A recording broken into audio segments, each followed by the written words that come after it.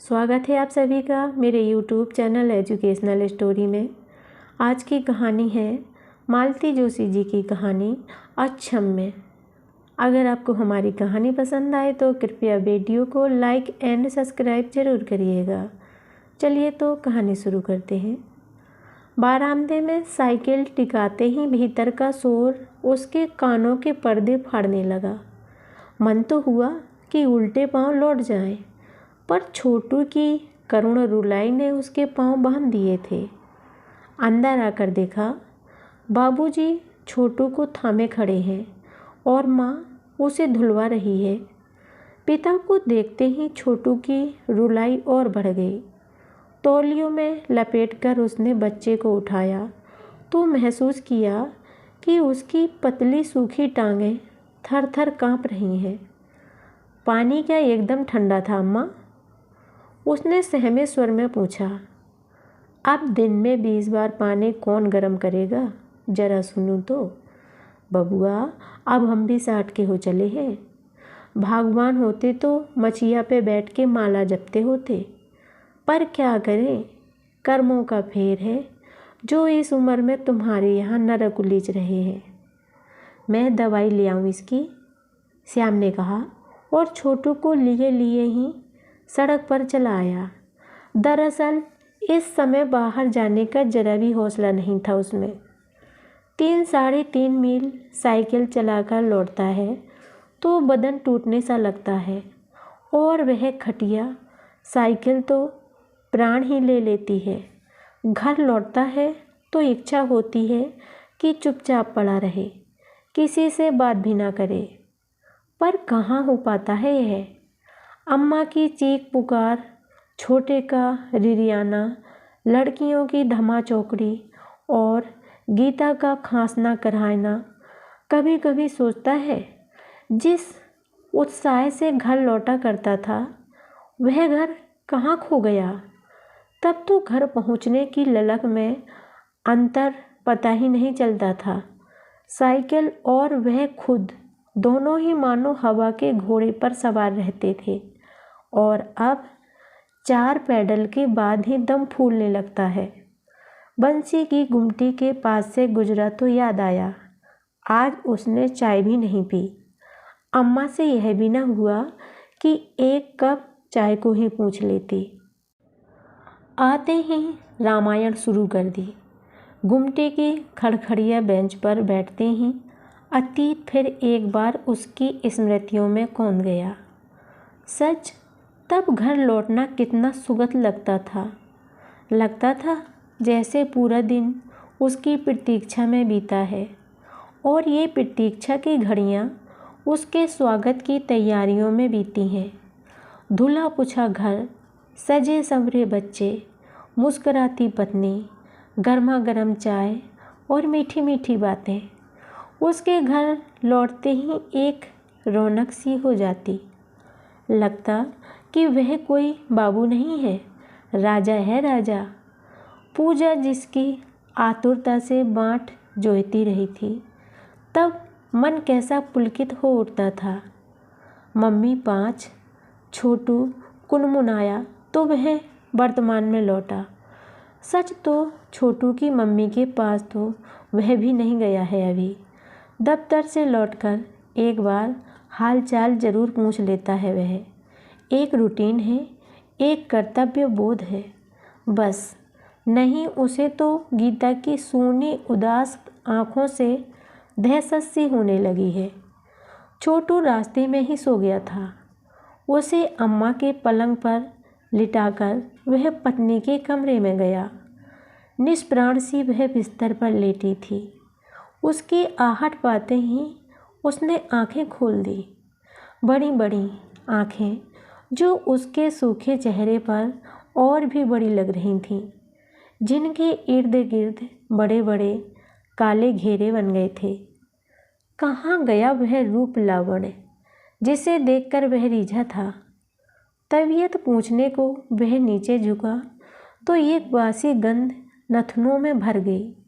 उफ, यह चादर कब से नहीं बदली गई? क्या पता, मरी सी आवाज़ में उसने कहा।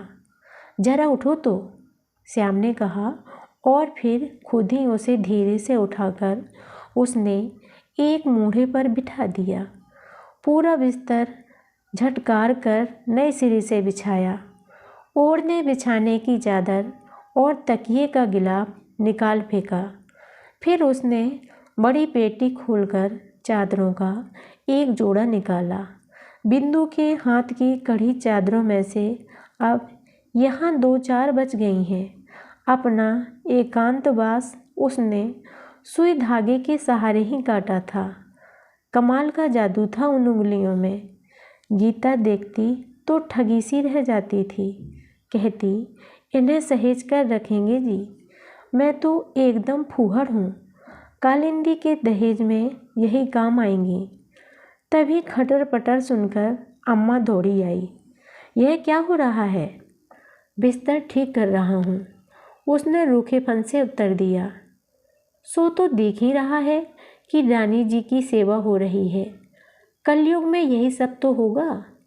पर मैं पूछती हूँ, इस नई चादर का सत्यानाश क्यों कर रहा है? चादर है तो बिछाने के काम ही तो आएगी। ठीक है, तुम्हारी मर्जी। यह जो ढेर लगा रखा है, इसे धोएगा कौन? धोबी के यहाँ डालाऊंगा। तुम्हें परेशान होने की ज़रूरत नहीं। धोबी मुफ्त में ही तो धोएगा जैसे। ओफो अम्मा, बिना मतलब किटकिट मत करो। जब से आया हूँ सुन रहा हूँ, मेरे तो कान पक गए हैं। आग में जैसे घी पड़ गया। अम्मा ने वह चीख पुकार शुरू की कि उस हो हल्ले से छोटू जाग गया। अब अम्मा की गर्जन तर्जन में उसका रुदन भी शामिल हो गया। श्याम जानबूझकर अनसुना कर गया। उधर आंगन में रखी पत्थर के कोयले की सिगड़ी चेत गई थी। रोते छोटू को उठाते हुए अम्मा ने हौंक लगाई। कल्लो, कहाँ मर गई? यह भी नहीं होता कि 2 घड़ी भाई को ही उठा ले। अभी पेट में आग पड़ेगी तो सबकी सब दौड़ी आएंगी, तब क्या परोसूंगी अपना सिर? कल्लो उर्फ कालिंदी सहमी सी घर में दाखिल हुई। उसके पीछे घिसटती सी दोनों बहनें थीं, कावेरी और कामनी। बिखरे बाल, मुचड़े फ्रॉक, स्याही सने हाथ, जापानी गुड़िया सी लगने वाली इन लड़कियों का यह क्या हाल हो गया? कालिंदी 10 बरस की उम्र में ही पुरखिन सी लगने लगी है। कहाँ थी तुम लोग? रिंकी दीदी के यहाँ। सवाल समझ रहे थे। यह हुलिया लेकर राय साहब के यहाँ गई थी तुम लोग? वह चीखा तो कालिंदी का चेहरा सफ़ेद पड़ गया। छमाही परीक्षा में फेल होने पर अभी परसों ही तो उसे मार पड़ी है। सिसकी की आवाज़ सुनकर उसने चौंक कर देखा। दोनों हाथों में चेहरा छिपाए गीता रो रही थी। रुलाई के आवेग से उसकी पूरी देह हिल रही थी। अब तुम्हें क्या हुआ? उसने खींचकर पूछा। मरती भी तो नहीं यह लड़की। पढ़ने बैठती है तो अम्मा की डांट खाती है, फेल होती है तो तुमसे मार खाती है, स्कूल में रोज़ सज़ा मिलती है, सो अलग। जरा सी जान कितना सहेगी आखिर? सारा रोष, सारा उफान पल भर में बिला गया। उसे स्वयं गिलानी हुई। बर्फ की सिल्ली बना वह बैठा रह गया। सुनो, क्या है? अम्मा कहाँ है? पड़ोस में। ननंद भौजाई संग्राम में रेफरी बनकर गई हैं। 2 रोटी खाकर उठाया हूँ। कब तक राय देखता? दफ्तर को वैसे ही रोज़ देर हो जाती है। पर गीता ने ना तो उसके भूखे उठ जाने पर दुख प्रकट किया, ना दफ्तर में लेट हो जाने पर चिंता ही प्रकट की। उल्टे अनुरोध किया, 5 मिनट मेरे पास बैठ सकते हो? उसके स्वर के अनुनय को वह टाल न सका। सहमा सा उसके पास आकर बैठ गया। जानता था अम्मा देख लेगी तो आसपास सर पर उठा लेगी। वे बेटे को बहू की छाया से भी बचाए रखती हैं, बीमारी से डरती हैं। इसीलिए दोनों पति पत्नी बात करने को भी तरस गए थे। 24 घंटे अम्मा की चौकीदारी चलती थी। क्या कह रही थी? जल्दी कहो, देर हो रही है। तुम किसी तरह जाकर दीदी से माफ़ी मांग सकते हो।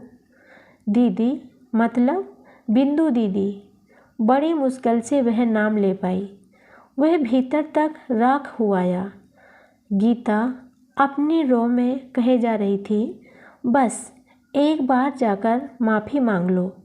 चलने लायक होती तो मैं भी साथ हो लेती, उनके पांव पकड़ लेती, कहती दीदी कसूर मेरा है, उसका दंड मेरे अबोध बच्चों को मत दो। तुम क्यों माफ़ी मांगोगी? क्या किया है तुमने? अनजाने ही सही, उनका हक तो छीना है। जरूर उनकी आत्मा मुझे श्राप रही है। श्याम ने नज़र भरकर पत्नी को देखा। सचमुच वह किसी शापित देवकन्या सी लग रही थी। उदास, हताश, विवर्ण, कितनी उमंग के साथ ब्याह कर लाई थी। तब लगता था जिंदगी में चारों ओर फूल ही फूल बिखरे हैं। पर फिर 3-4 साल तक कोई बाल बच्चा नहीं हुआ तो लगा कि फूल कुम्हलाने से लगे हैं। फिर कालिंदी का जन्म हुआ। जीवन एक बार फिर रंगीन लग उठा। पर एक के बाद एक 3 लड़कियां हो गईं तो दोनों बुझ से गए। चौथी बार 9 महीने बड़ी दुश्चिंता में कटे थे। शायद वही तनाव गीता को भीतर ही भीतर खोखला कर गया। अब की बार लड़का तो हुआ, पर वह खटिया से लग गई। ना बीमारी पकड़ में आती है, ना दवा लगती है। लड़का भी दिन पर दिन सूखता जा रहा है। अम्मा जब तक बिंदु को कोसती रहती है और बेचारियां तो मर जाती हैं, तब पकड़ती हैं। पर यह कुलच्छनी तो जीते जी चुड़ैल बन गई। तुम भी अम्मा की बातों में आ जाती हो। वह सूखी हंसी हंसकर बोला, वह तो सठिया गई है, उनका दोष नहीं जी, थक जाती है बेचारी। कोई यह उम्र है उनके काम करने की। रसोई, पानी और 4 बच्चों की साज संभाल कोई हंसी खेल है? दोनों वक्त खाना दे रही हैं, यही बहुत है। पर बच्चे अनाथों कैसे घूमते रहते हैं तो बड़ा मन कचोटता है। इन लोगों के कारण तो मैं शांति से मर भी ना पाऊंगी। अम्मा लौट आई थी। वह एकदम उठ खड़ा हुआ। दीदी से मेरे प्राणों की भीख मांग लेना, नहीं तो मेरे बच्चे अनाथ हो जाएंगे, गीता ने कहा और होंठ भींच लिए। सारा दिन उसकी आंखों में गीता का व्यथा में डूबा चेहरा घूमता रहा। कानों में उसका करुण स्वर बजता रहा, दीदी से मेरे प्राणों की भीख मांग लेना, नहीं तो मेरे बच्चे अनाथ हो जाएंगे। उसकी क्षमा याचना से अगर गीता को जीवन दान मिल सकता है तो वह यह भी कर लेगा। पर किस अन्याय के लिए क्षमा मांगेगा? बिंदु भी कभी सप्तपदी चलकर उसके घर में आई थी, पर उसे कौन सा सुख दिया है उसने, या कौन सा दुख है जो नहीं दिया। 2nd ईयर में पढ़ रहा था, तभी शादी हो गई थी। सपने देखने की उम्र थी वह, पर पहली भेंट में पत्नी को देखा और सारे सपने चूर चूर हो गए। अम्मा पर बुरी तरह बिगड़ा था वह। अम्मा भी कहाँ खुश थी। वह साथ में ढंग का साज सामान नहीं लाई थीं। बाबूजी जी नाराज़ थे। बारात का स्वागत सत्कार ठीक से नहीं हो पाया था। इसी अप्रिय वातावरण में दाम्पत्य का शुभारंभ हुआ। पत्नी के प्रति अपनी वितृष्णा को छिपाने की श्याम ने जरा भी कोशिश नहीं की। बिंदु ने भी भाग्य के लेख को चुपचाप स्वीकार कर लिया। पति के पैरों पकड़कर उसने घर के किसी कोने में पड़े रहने की अनुज्ञा मांग ली। बस जो उसका अधिकार था उसने उपकार मान लिया। पढ़ाई के लिए उन दिनों वह शहर में रहता था। 8वें दिन घर आता था। घर में पाँव रखते ही अम्मा बहू की गाथा लेकर बैठ जाती। रात कमरे में पहुंचता तब तक मन कितना विषाक्त हो जाता। सोचता, रूप ना सही, औरत के पास गुण तो हो, काम करने का सलीका तो हो, बातचीत की तमीज़ तो हो। सारी रात कलह में ही कट जाती। सोमवार को शहर लौटता तो उसका मन तिरस्कार में आकंठ डूबा होता। पास पड़ोस की महिलाएं यह नाटक देखती और बहू पर तरस खाती। पता नहीं कैसे उसने सबकी सहानुभूति बटोर ली थी। नाते रिश्ते की भाभियाँ जब भी मौका पाती उसे समझाने लगती, देखो लाला तुम्हारी अम्मा सी खूबसूरत ना सही, पर बहू इतनी गई गुजरी भी नहीं, पर कोई उसे ढंग से पहनने ओढ़ने तो दे। काम में भी इतनी सुघड़ है कि सारा दिन खटती रहती है। बस इतवार को ही अम्मा उसे चौले चौके के पास फटकने नहीं देती। वह सुनता और चुप लगा जाता। उन लोगों से कैसे कहता कि शिकायतें तो बहाना भर हैं। वह तो किसी तरह अपना आक्रोश उतारना चाहता है। अपने सपनों के बिखर जाने का एहसास उसे बार बार गुस्से से भर जाता था। अब कभी कभी सोचता है, लोग क्या अनचाही बीबी के साथ गृहस्थी नहीं चलाते, पर उसके लिए ज़रूरी है घर वालों की संवेदना और सहयोग। लेकिन यहाँ तो हर कोई उनके बीच की खाई को पाटने की बजाय चौड़ी करने पर ही तुला हुआ था। बाबूजी तो खैर हमेशा मिट्टी के माधो रहे हैं, पर अम्मा ने कोई कसर नहीं छोड़ी थी। उस रोज़ भी घर में पाँव रखते ही अम्मा शुरू हो गई थी। पर इस बार जो सुनाया था वह बहुत भयंकर था। एक तरह से बहू का कच्चा चिट्ठा खोलकर रख दिया था उसके सामने। अम्मा को विश्वास हो गया था कि रज्जू हलवाही के साथ बहू का चक्कर चल रहा है। नहीं तो पति की ऐसी अनचाही होकर भी कौन सी लड़की ससुराल में पड़ी रहेगी। पत्नी समझकर कभी प्यार नहीं किया था श्याम ने, पर पति के अधिकार को वह भूल नहीं सका। एकदम शुरू हो गया। हर अन्याय को चुपचाप सह जाने वाली बिंदु इस बार बिफर उठी। बोली, देखो घर से निकालना हो तो साफ साफ कह दो, लेकिन इस तरह का लांछन लेकर मैं नहीं जाऊंगी। उसकी वह दबंग आवाज़, वह आक्रोश देखकर वह और भी तैस में आ गया। तब बिंदु ने वह भयानक बात कही थी, जानती हूँ तुम्हारी माँ ने अपना अनाचार ढकने के लिए मुझ पर यह तोहमत लगाई है। मेरे यहाँ रहने से उनकी आज़ादी में खलल पड़ता है ना।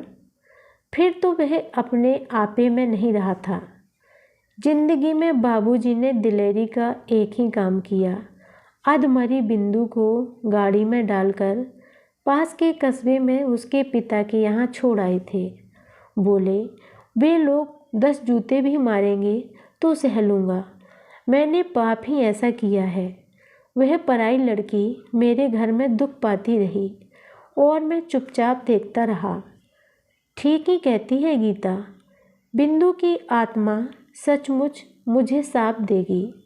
बिंदु के जाने के बाद ही यह एहसास हुआ कि पड़ोस के गणेशी चाचा का घर में जब तक चला आना उतना सहज नहीं है, तब से अम्मा से जैसे नफरत सी हो गई है, बाबूजी से और भी ज़्यादा। क्यों वह चुपचाप यह अनाचार सहते रहे? तभी हिम्मत जुटा पाता तो शायद माफ़ी मांगकर उसे घर लौटा जा सकता था, पर यह सोचता ही रह गया और उन लोगों ने मुकदमा दायर कर दिया।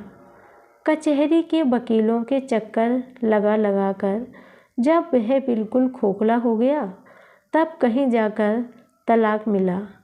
कोर्ट से तो बिंदु को मासिक भत्ता देने का भी आदेश हुआ था, पर बिंदु ने ही उन पैसों को लेने से इनकार कर दिया और उसने राहत की सांस ली। इतनी सी तनख्वाह में क्या तो उसे देता, क्या खाता। उसके बाद वासंती बयार सी गीता उसके जीवन में आई। उसके जादुई अस्तित्व से वर्तमान इतना सुंदर, इतना मुखर हो उठा कि पिछला कुछ भी याद न रहा। वह हर बार सोचता, घर को स्वर्ग कैसे बनाया जाता है, कोई इस नन्ही सी लड़की से आकर सीखे। लेकिन उसका यह स्वर्ग धीरे धीरे नर्क में बदलता जा रहा है। संचित सुख हाथों से फिसलता जा रहा है और वह कुछ नहीं कर पा रहा है, सिर्फ असहाय सा देखता रह जाता है। गीता कहती है, एक बार दीदी के पास हो आओ, उनसे माफ़ी मांग लो, नहीं तो मेरे बच्चे अनाथ हो जाएंगे। वह दरवाजे के सामने आकर खड़ा हो गया। इस दरवाजे पर उसके स्वागत में पलक पावड़े बिछ जाते थे। आज यहाँ वह अचानक की हैसियत से खड़ा था। अपनी मरणासन पत्नी की बात रखने के लिए सारा अभिमान ताक पर रखकर आया था, पर अब कुंडी खटकाने की हिम्मत नहीं पड़ रही थी। भीतर से रामायण पाठ की आवाज़ आ रही थी। शायद बाबूजी थे। सबरी का प्रसंग चल रहा था। वे विभोर होकर चौपाई पढ़ रहे थे। उसे लगा श्री राम का नहीं, उसी का स्वागत हो रहा है। बिंदु के बाबूजी और माँ उसे देखकर ऐसे ही भाव विभोर हो जाया करते थे। यह सोचकर उसने चौथी बार कुंडी खटकाने के लिए साहस बटोरा तो ध्यान गया, अब तो दरवाजे पर घंटी के लिए बटन भी लग गया है। उसने धीरे से बटन दबा दिया। संगीत की स्वर लहरी वातावरण में गूंज गई। रामायण पाठ थम गया। खट से एक स्विच ऑन हुआ और बाहर की बत्ती जल उठी। उस रोशनी में उसने देखा, वार्निश पुते दरवाजे पर चमकदार नेम प्लेट झूल रही है। Bindu Parashar, MA PhD LLB, principal Vidya Niketan junior college. वह ठगा सा उस नेम प्लेट को पढ़ता रहा कि भीतर से खरखराती आवाज़ आई, कौन? इससे पहले कि वह जवाब देता, दरवाज़ा खुल गया। सामने बाबूजी खड़े थे, झकाझक सफ़ेद धोती कुर्ता पहने। कमरे की डिस्टेम्पर पुती दीवारें ट्यूबलाइट की रोशनी में नहा गई थीं। ऊपर पंखा चक्कर काट रहा था। गद्दीदार कुर्सियां थीं, सोफ़ा, रेडियो कहिए। वह चौंक गया। क्या बाबूजी ने सचमुच उसे नहीं पहचाना? क्या उन्हें कम दिखने लगा? इन 15 सालों में वह इतना बूढ़ा हो गया है कि पहचानना ना जा सके। बिंदु जी हैं? उसने हिम्मत करके पूछा। नहीं, उसके यहाँ जलसा है। माँ बेटी दोनों वहीं गई हुई हैं। भाभी? कौन सी? वही बड़ी वाली। वह ऊपर रहती है। ऊपर तो तिवारी जी रहते थे ना? हाँ, तिवारियों का ही था यह घर। 2-3 बरस हुए हमने खरीद लिया। अच्छा जी। उसने नमस्ते की और लौट पड़ा। उन्होंने पहचाना नहीं। एक तरह से ठीक ही हुआ, बिंदु घर पर नहीं थी। यह सुनकर भी उसने राहत ही मिली थी। उसके पीछे जब दरवाज़ा बंद हो गया तब एक भरपूर नज़र उसने घर पर डाली थी। सचमुच घर का कायाकल्प हो गया था। पहले आसपास के मकानों की तुलना में श्रीहीन सा दिखने वाला यह घर अब गर्व से सिर उठाए खड़ा था। इसी घर से कभी वह कितने सम्मान के साथ विदा होता था। पूरा घर जैसे साथ हो लेता था। बस अड्डे पर एक हंगामा सा हो जाता था। उसी घर से, उसी गली से आज चोरों की तरह चुपचाप चला जा रहा था वह। एक अपमान बोध उसे भीतर तक कुरेद गया। तभी देखा, सब्जी के थैले लटकाए बड़ी भाभी सामने से झमाझम आ रही है। 15 वर्षों का लंबा अंतराल बड़ी भाभी पर चर्बी की 2-3 परतें और चढ़ा गया था। बस उनमें और कोई फर्क नहीं आया था। तब भी वह उनके आकर्षण का कायल था। आज भी उनका मांसल सौंदर्य उनकी आँखों को बांध रहा था। बड़ी भाभी उन दिनों बड़ी रंगीन मिजाज की हुआ करती थी। उसे बिंदु में जरा भी रुचि नहीं थी। फिर भी वह हर तीज त्योहार पर ससुराल पहुंच जाता था। बड़ी भाभी तब उसकी जमकर खातिरदारी करती। दिन रात भौंडे मजाक करती हुई उसके पास ही मंडराती रहती थी। मन की वितृष्णा बिंदु के चेहरे पर झलकने लगती तो उसकी डोंडी छूकर प्यार से कहती, हाय लली, जरा सा मजाक ही तो कर रहे हैं, तुम्हारी अमानत पर डाका थोड़े ही डाल रहे हैं। पर श्याम जानता था यह सिर्फ मजाक नहीं है। जरूर वे उसे चाहती हैं। उसके सुदर्शन व्यक्तित्व ने उन पर जादू कर रखा है। उनसे रहा नहीं गया। वह सड़के के बीचों बीच रास्ता रोककर खड़ा हो गया। भाभी नमस्ते। लैंप पोस्ट की रोशनी में वे देर तक उसे देखती रहीं। शायद उसमें वह बांका सजीला जवान खोजने की चेष्टा करती रहीं। बड़ी देर बाद उन्होंने पहचाना, लाला हो क्या? और एकदम उनका चेहरा कठोर हो आया। कहो, उन्होंने रूखे स्वर में पूछा। उनकी रुखाई से वह एकदम हड़बड़ा गया था। बोला, कुछ नहीं, एक सरकारी काम से आया था। सोचा, हाँ, अब तो यहाँ का सरकारी काम हमेशा ही निकला करेगा। मैं समझा नहीं भाभी।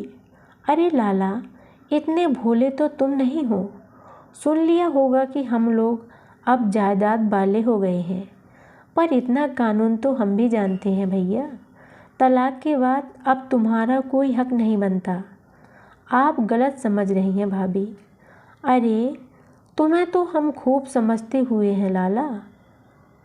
भाभी तमक कर बोली, हमें सब मालूम है। बहुरिया टीबी में गली जा रही, इलाज के लिए मकान तक गिरवी रखना पड़ा है तुम्हें, सब मालूम है। तभी ना यहाँ की याद आई है। जानते हो ना कि बिंदु 1500 महीना कमा रही है। सोचा होगा मांगते ही नोटों की बरसात कर देगी। पर इस धोखे में मत रहना, कह देती हूँ। उसी तरह झमझम करती हुई वे चली गई। वह पत्थर बना देर तक सड़क पर खड़ा रह गया। उसी रात वह लौट पड़ा। कह देगा गीता से कि बिंदु की कमाई पर गुलछर्रे उड़ाने वालों ने बिंदु से मिलने नहीं दिया, और अगर मिल भी लेता तो क्या होता। अपमान सहने के लिए वह मानसिक रूप से तैयार होकर आया था। पर बिंदु भी अगर भाभी की तरह सोच लेती तो कैसे विश्वास दिलाता कि वह सिर्फ क्षमा मांगने आया है।